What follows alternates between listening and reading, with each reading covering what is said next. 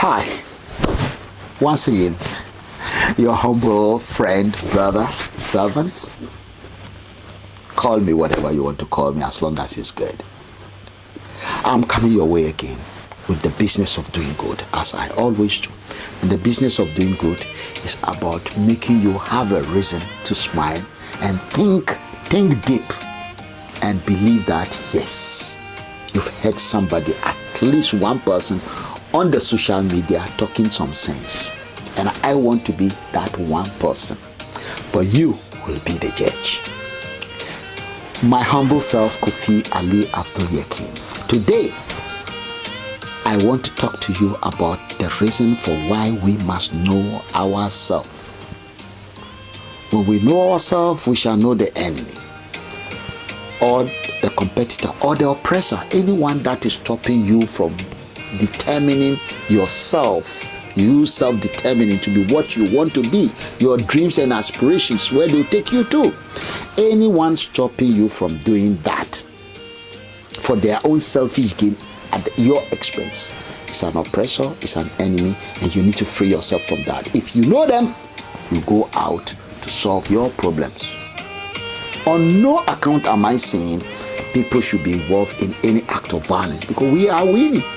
Yes, we are. In fact, the battle as is fought now work for us, not for them, because we know exactly what we are fighting for. The right to self-determination. That is what we are fighting for. Now, let me start. I want to give you a story, as I introduced in my last clip, of man know thyself. And there are two very important stories. Remember, when I talk about knowing yourself, I'm talking about knowing your opponent and know yourself. When you know the strength, your opponent, you know their strength. When you know yourself, you know your strength and your weaknesses. If you know your weaknesses, it means there's something you have to do. And when you are able to do that, if you can replicate or even be better than your opponent because you know them, you always win. Always win. And that is the game here. What is the danger of not knowing yourself? And that is exactly where I'm taking you to. The danger of not knowing yourself will cost you everything. Everything. You lose everything just because you don't know who you are. Now, let's do that. There was a story we all grew with, written by a man called Olarotimi. The gods are not to blame. And this story is a very interesting story. We heard about Othello by Shakespeare along the same storyline. But don't let me waste too much of your time on the one from West Africa by a man called Olarotimi. The gods are not to blame. He used the Nigerian or West African setting to narrate his story. And here he goes. A king, once upon a time, a very powerful king, a conqueror, a warrior, had his wife. That is the last wife. He might have had so many wives, because that's what they do in those days. It's a symbol of status. We call it what? Polygamy. And so the youngest wife had a baby. And this baby, when he's born, like any other child, especially a prince, they do consult the gods to find out the fortune, the fate, the destiny of the child. They need to contact the oracles, who are their gods. And the oracles, of course, work and talk to people through their priests. So they went to contact the oracle. On the day that was appointed, the child was, whatever they would do, they brought him, they cleaned him, they do whatever they would do. Mother looking at the child, the men are holding him before the oracle. And they said, the oracle, according to the priest, that the gods said, that child is a very, very, very dangerous and bad child. And that this child will one day kill his own father and have a child with his own mother. in their culture, or what I call tradition and costume and their understanding of doing things, that is a big, big taboo. The king, who loved this child, taught and taught and taught and taught. But what kind of a man want to have a child that will kill him and have a child with his own mother? So they asked the gods, the priests, the fetish priests, to ask the gods, the oracles, what do we do? The gods then said, this child must be killed. This particular child must be killed. That's the only way you can stop this bad omen from happening. The man's heart was very down. The woman couldn't help crying. But what can they do? The child has to be killed. So the day to kill the child arrived. They got about 7 trustees of the king with some men.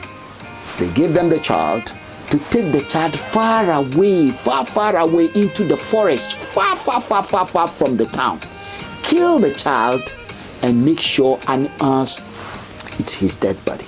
So these people set off early in the morning with the baby on their horses. They really travel very, very, very far, as instructed by the king, to kill the child and dispose him off. But while they were about to carry out the execution, the destruction of the child, a hunter that has traveled far away from where he also lived, a very old man, approached them.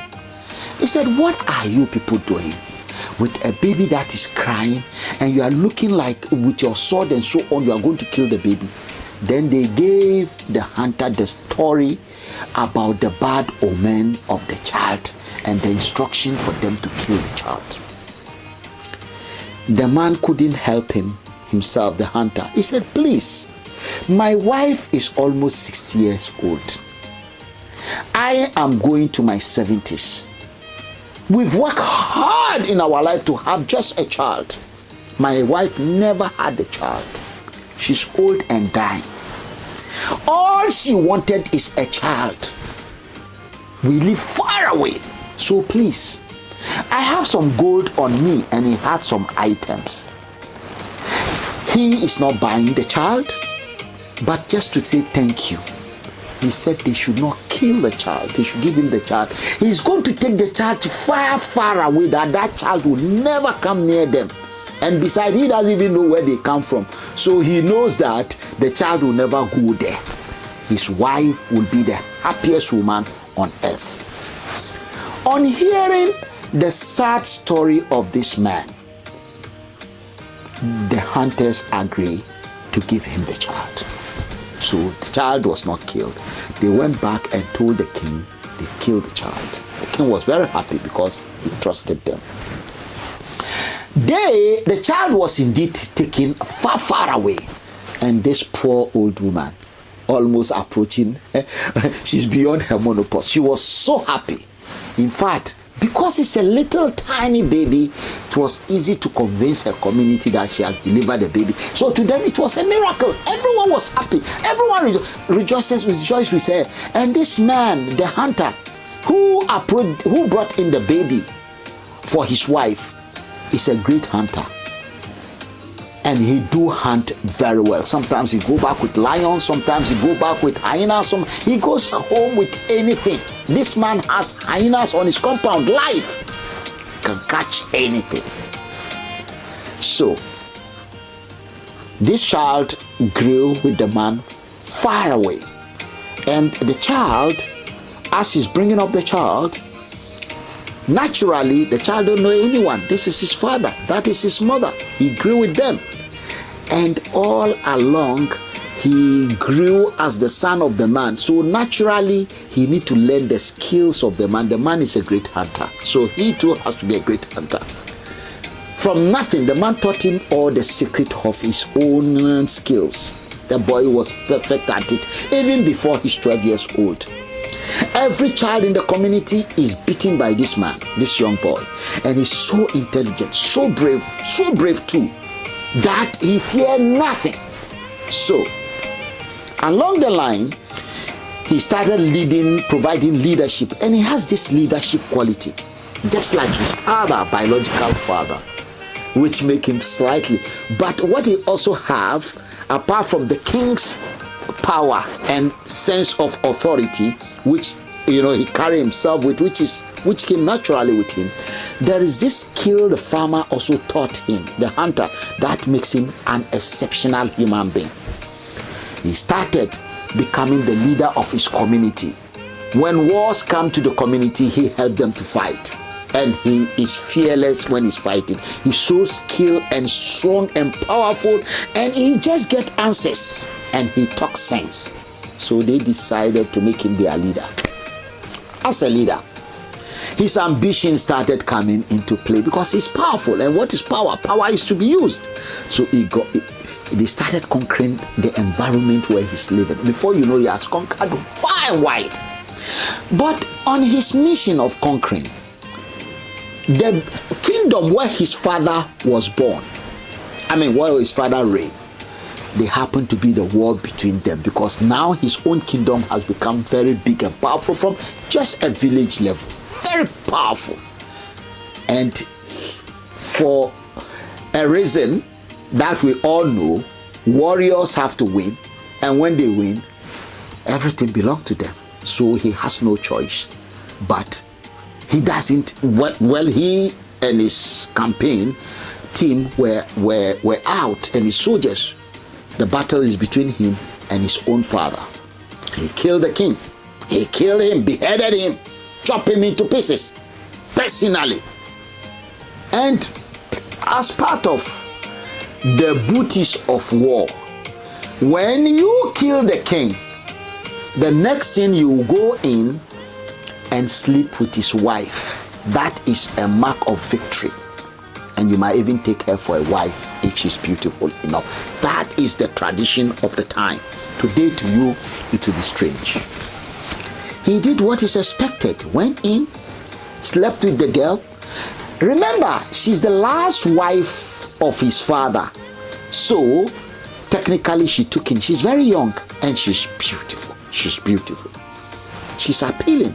He turned her into his wife, had a baby with her. The prophecy of the gods have come to pass. Now, he killed his own father, had a baby with his child, as the God said. So, after some time, according to the story, things started happening in the community, in the new kingdom, because when you conquer, like the British Empire and the French Empire, you add the conquered land to your own land. So he's really, really a powerful king. But things were not going the way they want to. So the oracles were consulted again, and the oracle said, the priests of the oracles said, the reason why they're having problem is that the child of yesterday, there's an abomination, and that the king has committed an abomination. When they found out, actually those who went to give away the child, some of them were still alive, and they confessed actually they gave the child to a hunter. And when they traced everything, the name of the hunter and everything, the boy turned out to be the son of the king and the father of the baby. The woman he's having there is going to have, that is his mother. Now, back to where we are. We don't tell story for nothing. Let us take everything again. If this boy knew that, some of you will say, oh, the people who are said to go and kill him should have killed him. What about if he has stayed with his father? He will have known that man to be his father. Yeah, remember, in the Gladiator, a child killed his own father and started wooing his own sister. That because of another person, the Gladiator, that this guy fell in love with. But in this case, it's not a common thing for someone to kill, not only kill his father, but sometimes people can kill their father because they want to take over the throne. It happens. If you read British history, the Roman history, the Greek history, it happens. But to father a child with their mother is not the norm. If you know, you will make a better choices and better decision. The boy didn't know. What the boy decided to do is to remove his own eye, pluck them off. Why? As long as he can see, the power will be there and he will continue to fight. And when he fights, he'll be winning. And his power has let him down. And because of that, he felt the power he has because of not knowing who is really his enemy. He didn't know the man whose head is chopped off was his father, and he didn't know the woman, because when you sleep with a woman, especially as a bounty of war, that woman, even when she's smiling, she's been raped and she's been abused, and she'll feel very, very bad inside. He has committed a heinous crime, and he feels his power, so he pluck off his eyes. If he can't see, he won't fight. If he won't fight, then everything ends. I'm sure you can see where the story has brought us. If he knew himself, forget about whether he's killed or not. If he knew himself, he wouldn't have killed his father. If he's killing his father, he will not marry his mother, because he saw his father as an enemy. You need to know your enemy. You need to know your opponent. And you need to know your allies. You need to know, because your allies, who are you? What is your interest? Your interest, not your race. Your interest, not your skin color. Your interest, not your common location. Your interest must drive your vision. Your vision must be to succeed and prosper and be great, to win in every battle you fight. And in this case, there is a clear case, and I'm sure you've learned a lot. I will stop here. I wouldn't want to go away for the short story you've just heard. I'm sure you've learned a lot. When you know, you're never a loser. If you are going to a battle, you go from the position of strength. You don't go from the position of weakness. And when you know, you will not fail. Know yourself. What you need to know is to know yourself and know your opponent. When you know yourself and you know your competitor, you have a chance. And that story, the gods are not to blame, answers it all. And Othello by Shakespeare also answers this. Thank you very much for being with me so far. My humble self, Kofi Ali Abdul Yakin. You know, the book is still there. We've checked the sales, it's going well. That I won't deceive you. People are getting copies. Just go to www.E for Echo, C for Sarah, is it C? S for C for Charlie, D for Delta, R for Romeo, A for Alpha.org, O-R-G, not com, please, not com, not .com, .org. Go there just for £9.99. Get yourself a copy. This will say more than you can imagine. You know, I like telling stories. In fact, there's a bigger one I want to tell you again, but probably we might look for, you know, like we told you, we need some little, you know, cash so that we can keep all those who are making it possible to come your way. We can keep on keeping them in job, doing the wonderful work they are doing. The team should work. The team must give us result, and for the team to give us result, we need to pay them. We need to work with them. We are not just paying them, but we also know they believe in what they are doing for us. They believe in our cause. Please be part of this. Join us. Sometimes you might find yourself on the other side of the fence. Maybe you are Chinese, maybe you are Americans, maybe you are European, and you feel, oh, this man is a wicked man. But please and please and please, we are not wicked. We are on your side. We are all working together. We are a team. We just want a better world for everyone. Thank you very much.